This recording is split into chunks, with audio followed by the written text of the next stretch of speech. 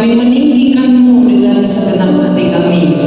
Bapa yang penuh kasih, pada saat ini kami mau belajar dari firman-Mu. Tolong kami, mampukan kami untuk memahami firman-Mu dan pakai kami menjadi pelaku firman-Mu. Urapi kami masing-masing dengan Roh-Mu yang kudus.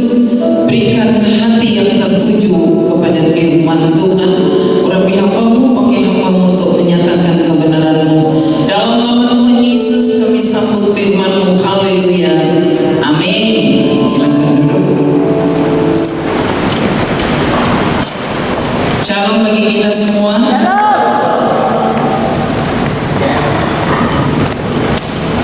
Mari saudara kita buka Alkitab kita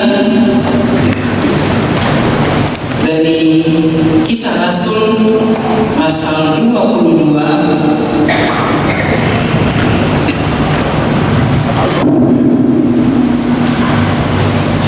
Kisah Rasul 22 ayat 15. Nanti kita sambung dengan Kisah Rasul 1 ayat 8. Kita baca dulu ini Kisah Para Rasul 1 ayat Kisah Para Rasul 22 ayat 15. Kita baca sama-sama. 1, 2, 3.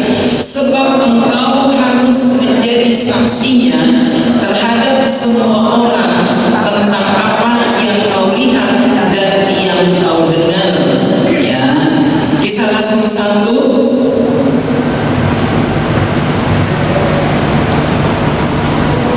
ayat 8.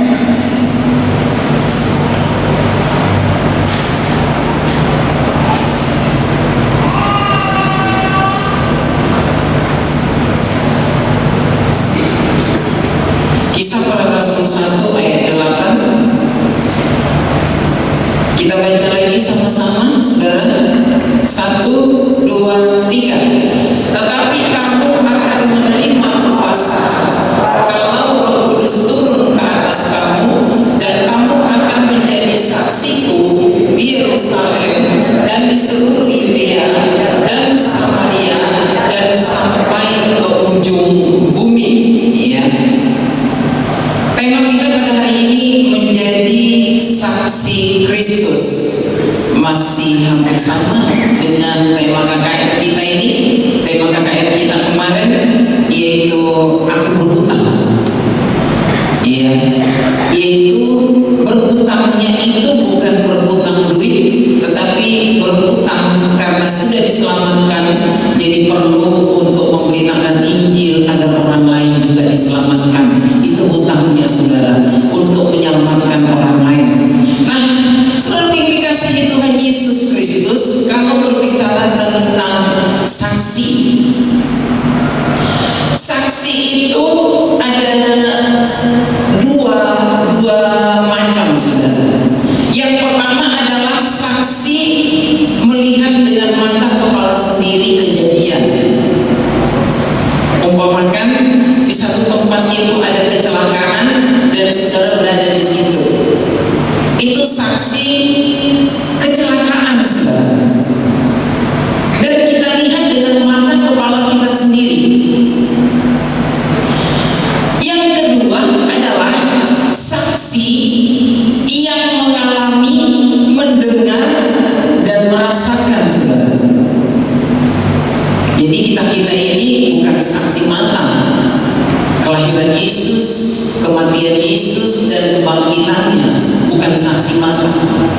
Tapi kita ini adalah yang nomor 2 tadi, yaitu saksi yang mendengar, merasakan, dan mengalaminya, saudara. Kenapa mengalami, saudara? Karena kita datang kepada Tuhan Yesus, mempercayai Dia sebagai juru selamat, minta ampun kepadanya, dan mengundang Dia masuk ke dalam hati kita, maka kita mengalami pengampunan dan damai sejahtera. Nah, itu mengalami, saudara. Mengalami, merasakan. Setelah aku bertemu dengan Tuhan Yesus, aku merasakan damai sejahtera.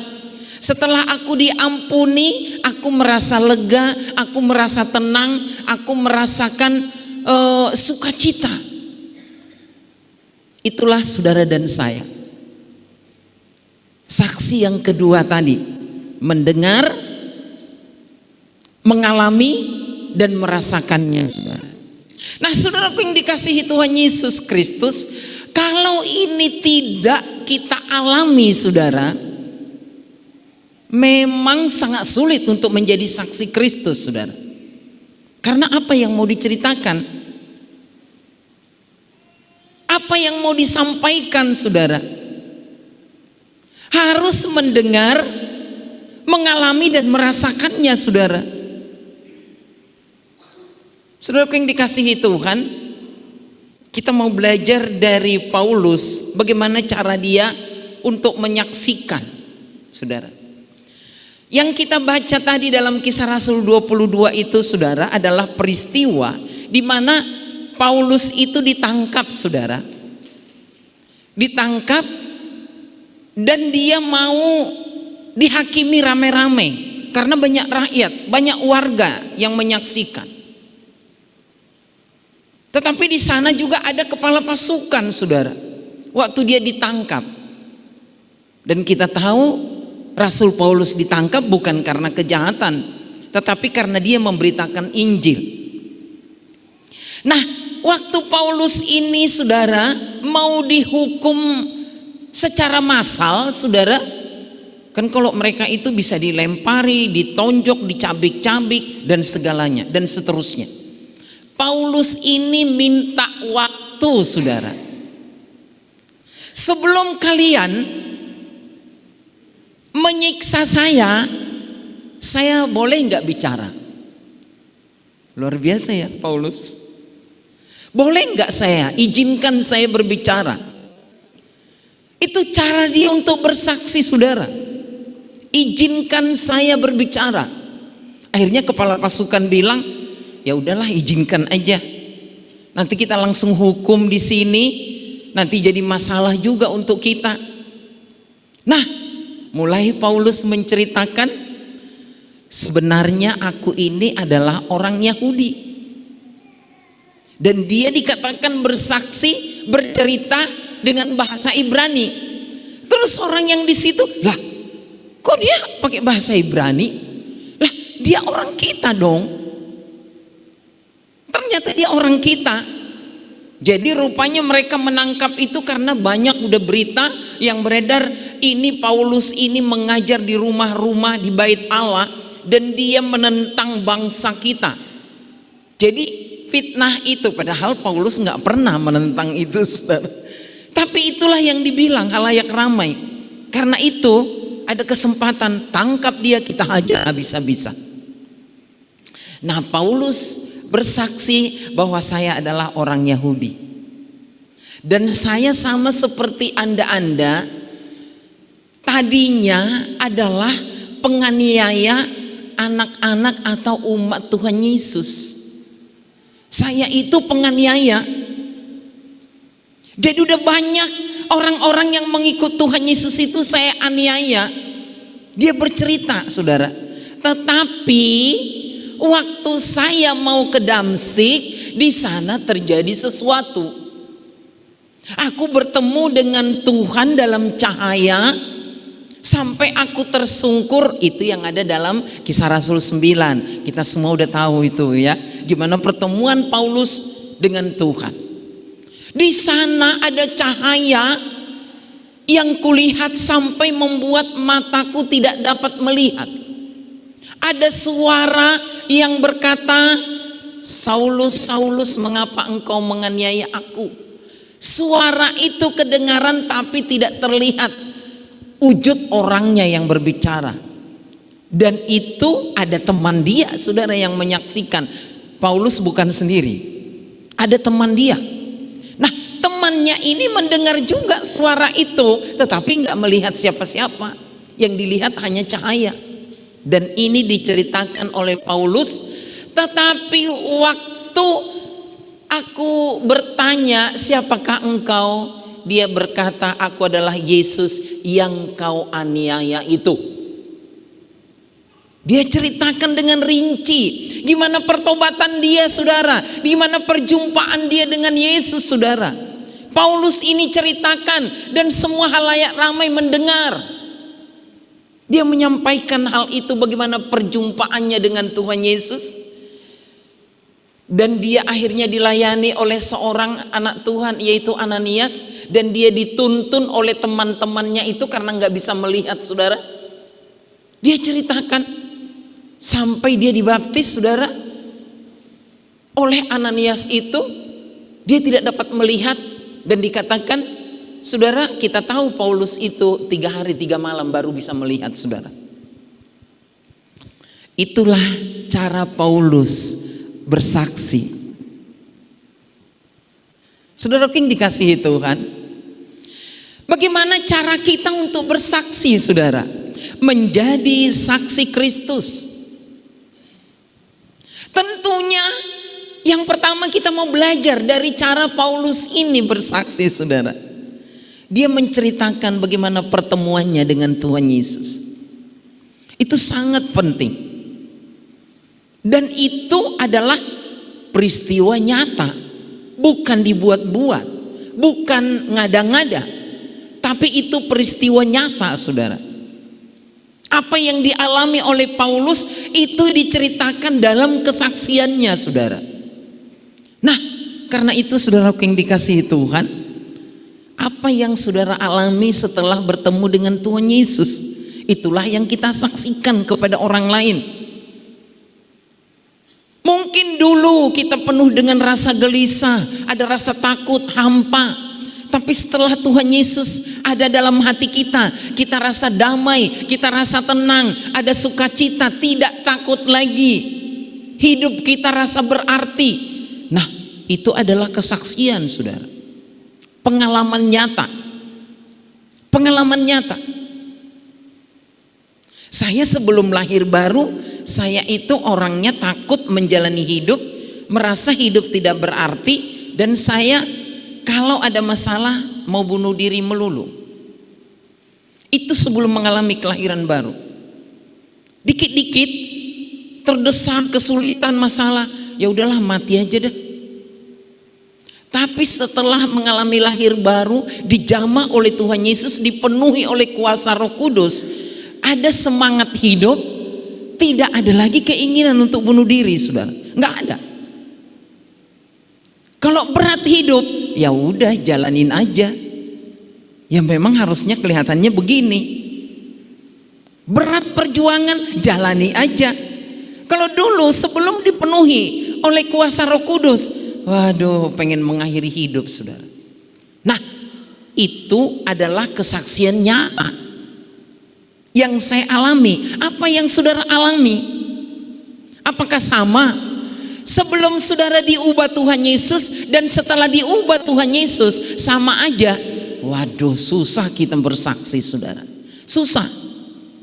Karena apa yang mau kita sampaikan kepada orang lain? Nggak ada pengalaman nyata.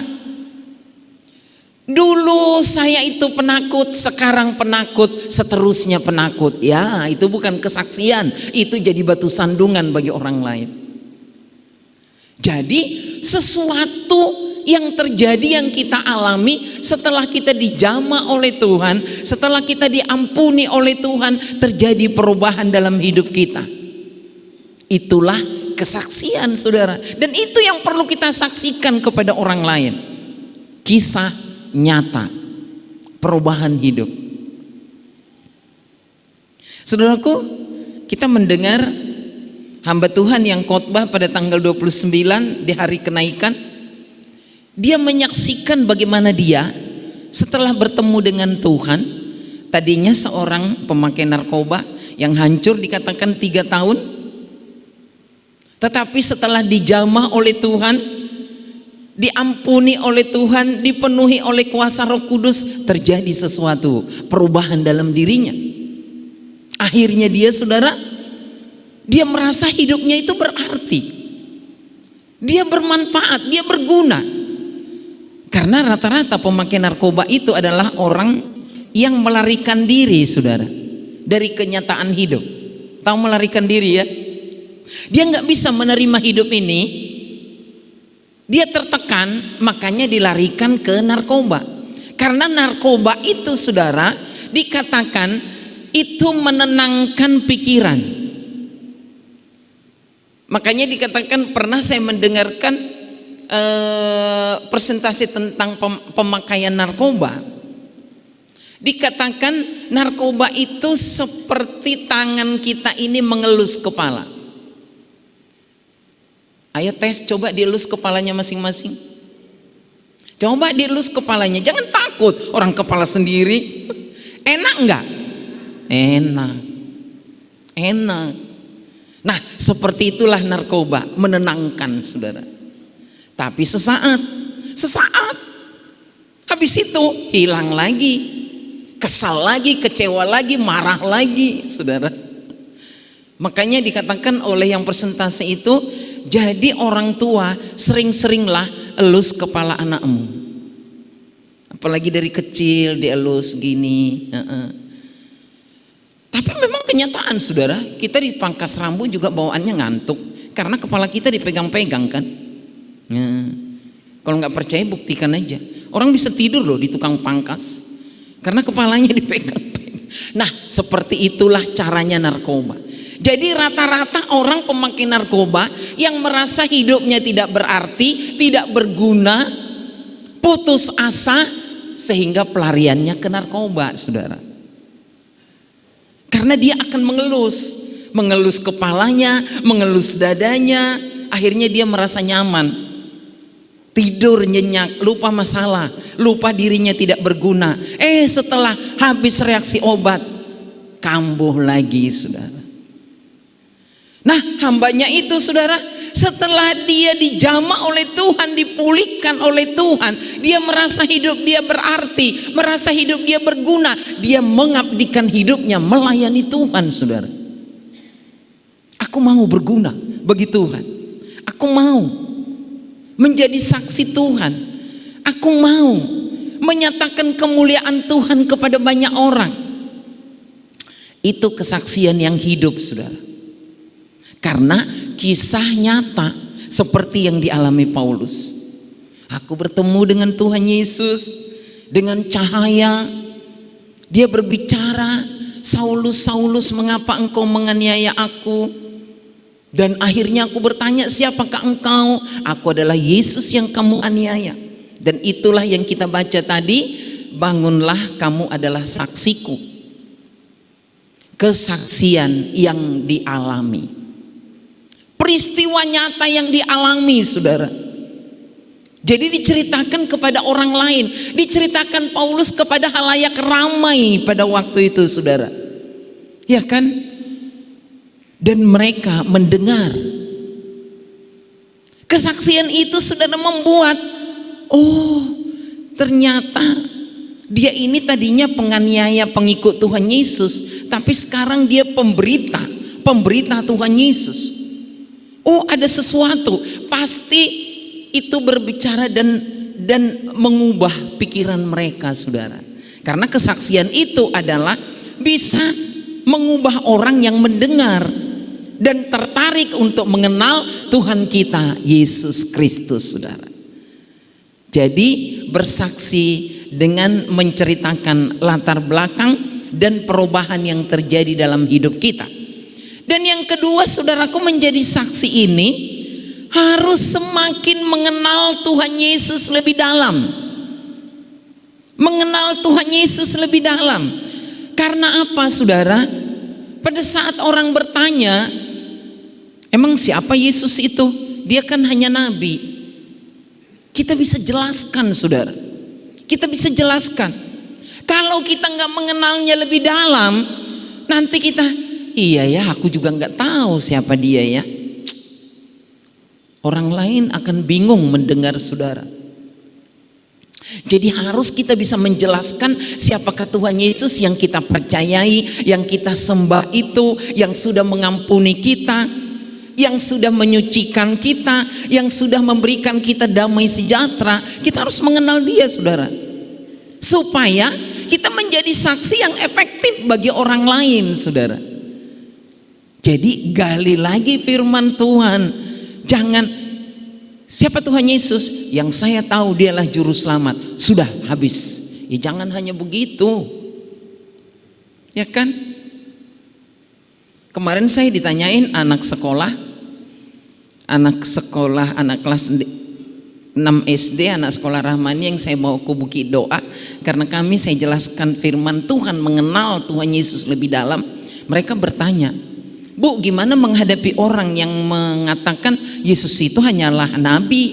Jadi kita salah, nggak boleh menyembah nabi. Saya jelaskan dengan dalam. Saya bilang kalau orang lain berkata dia nabi, Yesus kita itu bukan hanya nabi, memang pekerjaan kenabian dilakukan, tetapi Yesus kita itu adalah Allah yang datang ke dalam dunia menjadi manusia, masuk dalam rahim Maria, lahir ke dunia ini. Dia bukan hasil persetubuhan, karena itu adalah roh Allah. Makanya disebutkan di dalam Lukas pasal 1, saya bacakan, engkau akan mengandung, engkau akan melahirkan, dan akan dinamakan Yesus, dan orang akan menyebut dia anak Allah. Itu Tuhan Yesus kita. Dan yang berikutnya saya bilang, nabi nggak bisa mengampuni. Nabi itu hanya menceritakan tentang firman Tuhan kepada manusia, tapi Yesus kita mengampuni. Dia mengampuni dosa kamu, mengampuni dosa saya. Nabi tidak bisa mengampuni. Dan yang berikutnya, dia bisa melakukan keajaiban-keajaiban. Dia melakukan banyak mujizat, dia menghidupkan orang. Dia bukan nabi. Dan yang berikutnya lagi, dia waktu disalibkan, dikuburkan, pada hari ketiga dia bangkit, disaksikan banyak orang, memperlihatkan diri 40 hari, kemudian naik dia ke sorga, disaksikan oleh banyak orang. Dia bukan nabi. Kalau nabi, dia nggak naik ke sorga seperti itu, disaksikan oleh banyak orang. Sekarang gimana menurut kamu? Kamu yakin dia hanya nabi atau dia adalah Tuhan? Iya, dia adalah Tuhan.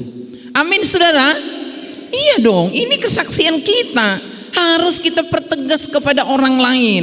Kan begitu. Bukan mencela orang lain, menjelaskan siapakah Tuhan yang kita sembah. Nabi tidak bisa mengampuni dosa. Yang bisa mengampuni dosa hanya Tuhan. Dan itu dilakukan oleh Tuhan Yesus. Jadi mengenal dia lebih dalam, sehingga kita menjadi saksi yang lebih efektif lagi, saudara. Dan yang berikutnya, saudaraku, adalah terjadi perubahan dalam hidup kita, saudara. Perubahan itu menjadi kesaksian hidup bagi orang lain, saudara. Kalau dulu, sekarang, dan seterusnya sama, aduh, orang lain akan tertawa dengan kesaksian kita. Nggak ada perubahan. Harus terjadi perubahan. Ya kan? Dulu garang, dulu penganiaya seperti Paulus. Sekarang dia penyayang, saudara. Penyayang. Dia nggak menganiaya lagi. Itu perubahan yang langsung nyata dilihat mata. Dan itu harus kita alami. Kalau dulu kita tukang pukul, sekarang tukang pukul, seterusnya tukang pukul. Kalau dulu pemarah, sekarang pemarah, seterusnya pemarah. Itu bukan perubahan namanya. Itu sama aja. Nggak ada perubahan. Jadi perubahan hidup kita itu sangat efektif menjadi kesaksian bagi orang lain. Pasti orang lain, dulu dia garang sekali loh. Kalau ngomong juga kasar. Sekarang bisa lemah lembut, bisa penyayang, luar biasa dia. Perubahan yang besar terjadi. Jadi waktu kita menyaksikan Yesus kepada orang lain melihat, iya memang dia berubah. Berubah. Bagaimana dengan kita semua? Terjadi perubahan setelah bertemu Yesus? Halo? Terjadi perubahan dalam hidup kita setelah bertemu Yesus? Amin. Harus terjadi perubahan. Kalau enggak, nanti orang akan berkata, ah sama aja, percaya Yesus tidak percaya Yesus sama aja. Dia tetap kasar, dia tetap dendam, dia tetap sirik, dia tetap sinis, sama kayak dulu. Enggak ada kesaksian yang efektif menyadarkan orang, saudara.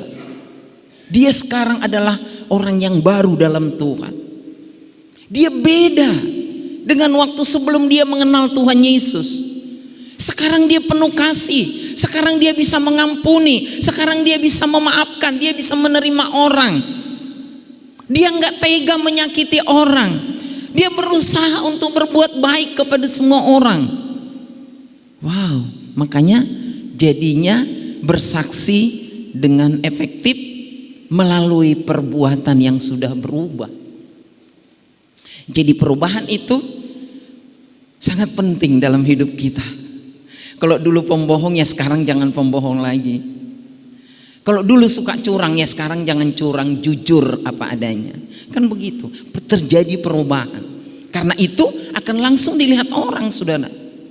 Nggak bisa, itu kita nggak bisa pura-pura baik, nggak bisa, saudara. Dilihat oleh orang lain, dirasakan dan juga dialami oleh orang lain, saudara.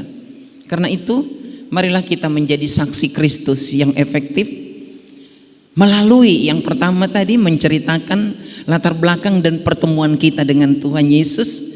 Yang kedua, pengenalan kita lebih mendalam tentang Tuhan Yesus. Yang ketiga, melalui perubahan yang terjadi dalam hidup kita yang menjadi berkat bagi orang lain. Amin. Kita berdoa. Bapa di sorga, kami bersyukur untuk firman-Mu yang mengingatkan kami. Kami ini yang sudah bertemu dengan Tuhan Yesus, kami adalah saksi-Mu di tengah-tengah dunia ini. Pakailah kami Tuhan menjadi saksi-Mu yang efektif kepada banyak orang, agar orang lain boleh mengenal Yesus, agar orang lain boleh percaya kepada Tuhan Yesus Kristus, dengan menceritakan bagaimana pertemuan kami dengan Tuhan Yesus secara pribadi. Dan menceritakan siapakah Tuhan Yesus yang kami sembah itu lebih jelas. Dengan perubahan yang terjadi dalam hidup kami, yang bisa dilihat, dirasakan dan dialami oleh orang lain. Tuhan, pakailah kami menjadi saksi-Mu yang efektif. Pakailah kami Tuhan menjadi saksi-Mu, sehingga banyak orang mengenal Tuhan Yesus melalui kesaksian hidup kami. Sebagaimana Engkau memakai Paulus Tuhan menjadi saksi-Mu setelah bertemu dengan-Mu. Paulus dipakai oleh Tuhan secara luar biasa, membawa banyak orang kepada Tuhan Yesus Kristus. Tadinya dia seorang penganiaya sebelum Tuhan bertemu dengan-Mu, tapi setelah bertemu dengan-Mu, dia adalah penyayang. Dia menceritakan Tuhan Yesus kepada banyak orang, dan dia bersedia juga menerima tekanan dan siksaan demi menyaksikan Injil-Mu kepada banyak orang. Meteraikan firman-Mu dalam hidup kami. Jadikanlah kami saksi-Mu yang sungguh-sungguh dipakai oleh Tuhan secara luar biasa. Meteraikan firman-Mu dalam hati kami. Dalam nama Tuhan Yesus kami berdoa. Amin.